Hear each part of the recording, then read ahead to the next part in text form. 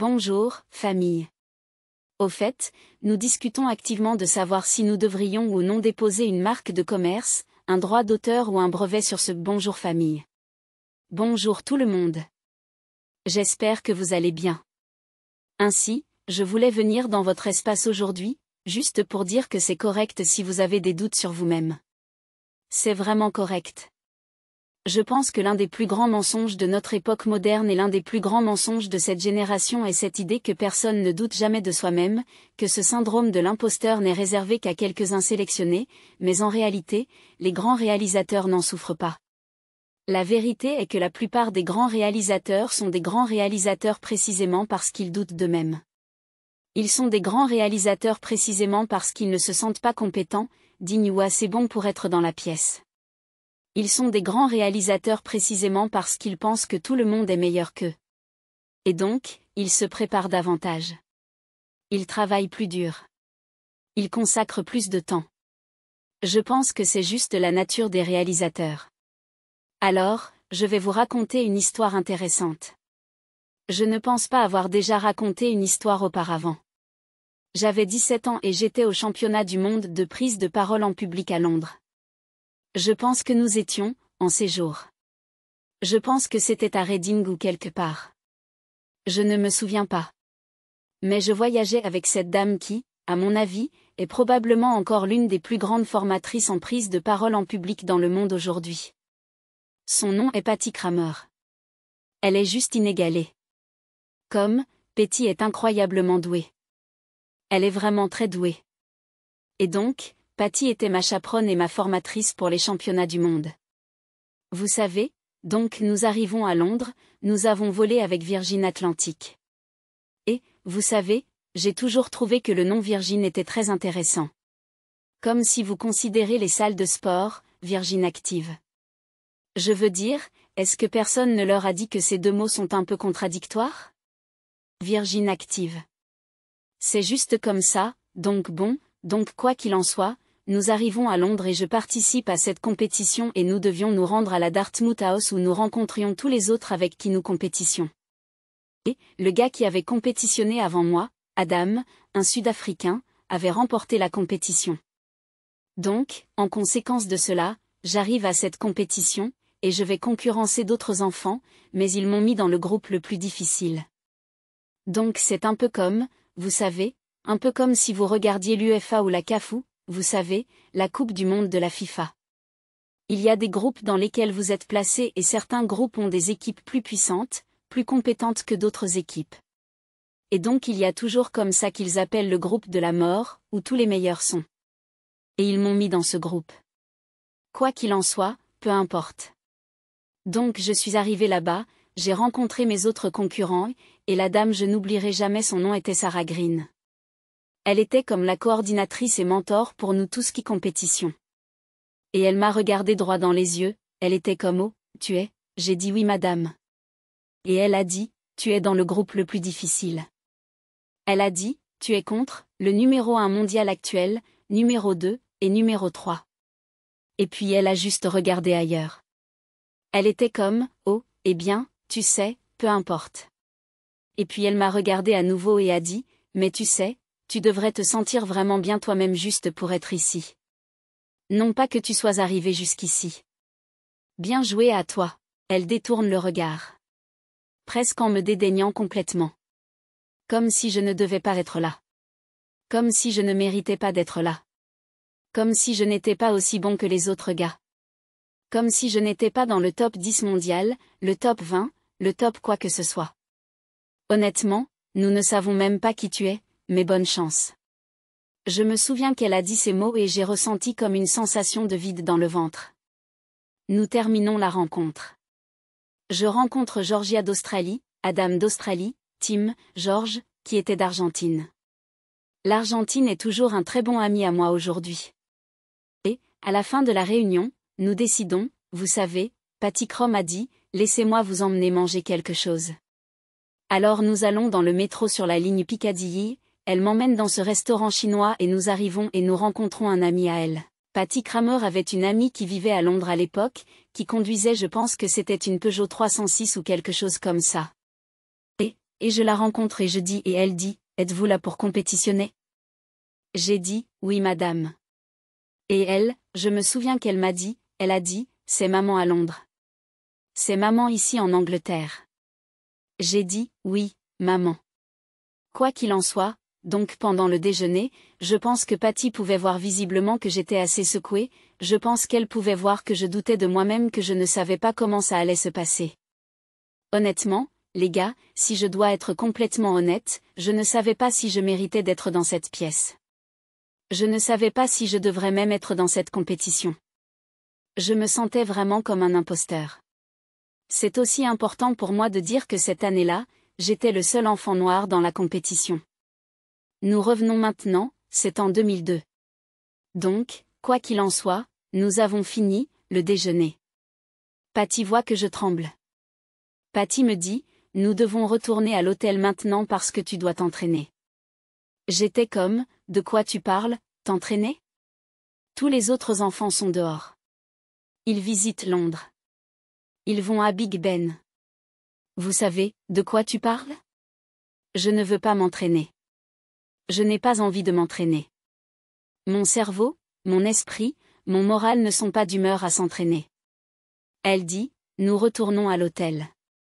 Tu t'entraînes. Et c'est une histoire vraie. Nous retournons à l'hôtel. Elle obtient l'une de ces petites salles de conférence dans l'hôtel. Nous entrons là-dedans et nous commençons l'entraînement et je ne suis pas d'humeur pour ça. Je ne suis pas d'humeur pour ça. Comme elle me le force dans la gorge. Nous nous entraînons. Nous passons en revue mon discours préparé encore et encore. Je veux dire cette nuit-là, nous l'avons probablement passé en revue environ 25 fois, mon discours préparé, au moins 25 fois. Ensuite, je pense que nous avons fait environ 13 tours d'exercices impromptus. À ce moment-là, je ne suis pas, je suis juste comme, peu importe. Je veux en finir avec ça. Au début, je n'en avais vraiment pas envie.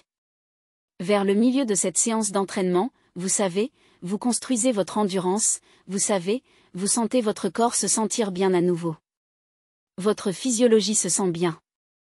Vous savez, donc vous commencez les messages positifs. Je me concentre sur les choses que je peux améliorer, pas sur les personnes avec qui je suis en compétition. Et je pense que pour beaucoup d'entre nous, beaucoup d'entre vous, si vous vous sentez dépassé, distrait, vous vous sentez comme un imposteur, vous ne pensez pas être assez bon pour ce que vous faites. La vérité est que vous vous sentez comme ça parce que vous êtes concentré sur avec qui vous êtes en compétition et pas sur ce que vous faites. Gardez un œil sur ce que vous faites. Donc, Pédikrama me force à me concentrer sur l'intonation, mon ton, mon rythme et mes pauses. Elle me force à me concentrer sur mon iconographie, le récit. Et alors que je traverse à la fois mes discours préparés et improvisés, parce que je me concentre sur le méta, les petites choses que je peux corriger, j'oublie complètement la grosse baleine, ces personnes avec lesquelles je suis en compétition. Vers la fin de la séance, je pense que notre séance d'entraînement cette nuit-là a probablement duré, comme, 3h30. Vers la fin de la séance, elle me regarde et elle dit, je veux que vous imaginiez la scène. Patty Kramer est une femme incroyable. Elle a je pense 55 ans et elle a ses cheveux bouclés touffus. Vous savez, elle est super cool.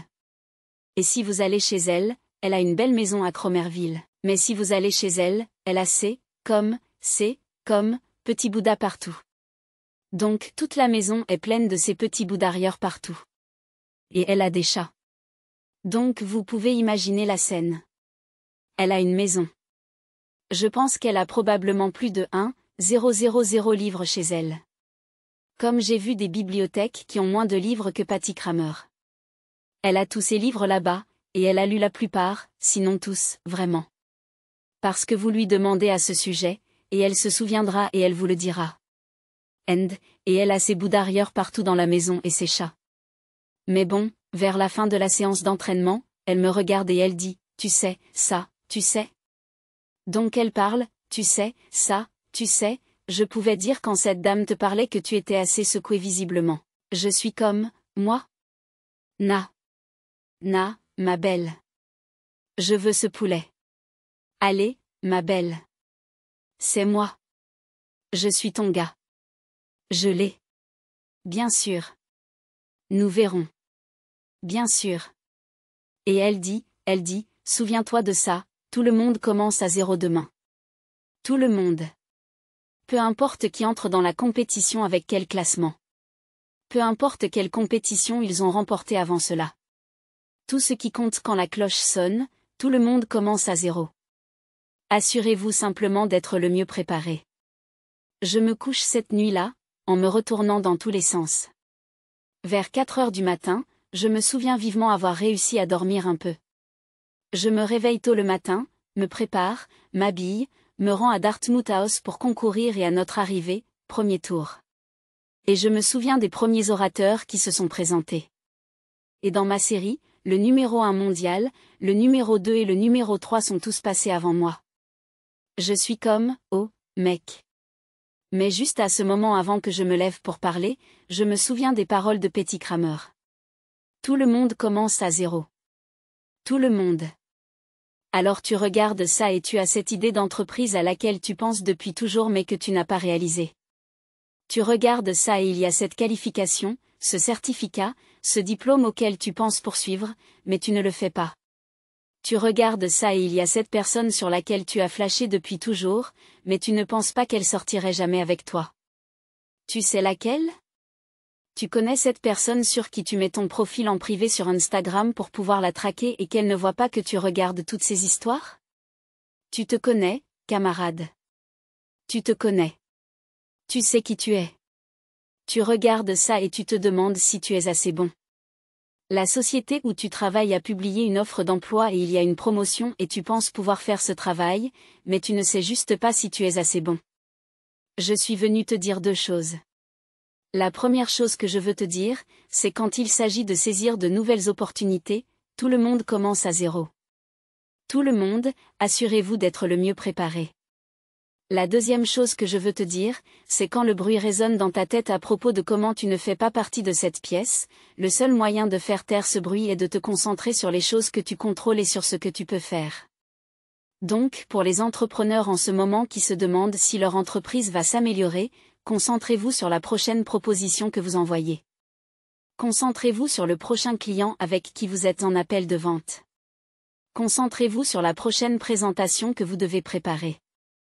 Concentrez-vous sur le prochain candidat que vous essayez d'embaucher. Concentrez-vous sur l'avenir.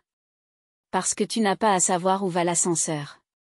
Tu dois juste savoir que si tu fais un pas sur l'escalier, tôt ou tard, tu vas finir exactement là où l'ascenseur se trouve, tout en haut.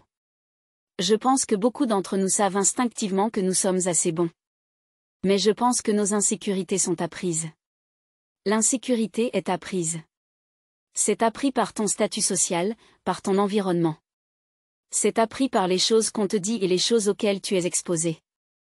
Certains d'entre vous ne pensent pas être assez bons pour faire certaines choses parce que les personnes avec lesquelles vous êtes en concurrence, si vous lisez leur profil ou les profils de leurs entreprises ou leur carrière, semblent être sur une trajectoire ascendante. Mais n'oubliez pas ça, c'est appelé PR pour une raison. Personne ne met les mauvaises choses en avant. Personne. Donc si vous lisez l'histoire de votre concurrent et que tout ce que vous voyez ce sont des succès, ce n'est pas parce qu'ils réussissent tout le temps, c'est parce que c'est tout ce qu'ils mettent en avant. Donc, l'objectif pour vous devrait être de savoir comment je concurrence? Fais juste la prochaine chose. Juste une dernière chose. Je veux vous laisser avec ce petit devoir pour vous-même. Maintenant, la première chose que je veux vous dire, c'est que si vous vous surprenez à avoir une conversation négative avec vous-même, arrêtez-vous et appelez-vous à l'ordre dans vos propres bêtises. Et la deuxième chose que je veux vous dire, en tant que croyant, je crois cela. Je crois que mon Seigneur et Sauveur Jésus-Christ a mis en moi les rêves que j'ai. Et il m'a donné les capacités, les compétences pour réaliser ces rêves. Et là où je n'ai pas ces compétences, il manœuvrera l'univers pour m'entourer de personnes qui ont la bonne intention et le cœur pour me conduire là où il veut que j'aille. Je le crois vraiment. Donc, la qualification dont vous avez besoin est le rêve que vous avez. Le fait que vous ayez ce rêve, le fait que vous croyez en cette chose, que vous voyez cette vision, c'est assez bon. C'est ainsi que vous savez que vous êtes sur une bonne voie. Alors, ouais, je voulais entrer dans votre espace aujourd'hui juste pour dire que vous êtes assez bon, vous êtes compétent, vous êtes digne, donc ne doutez pas de vous-même. D'accord, tout le monde. Santé.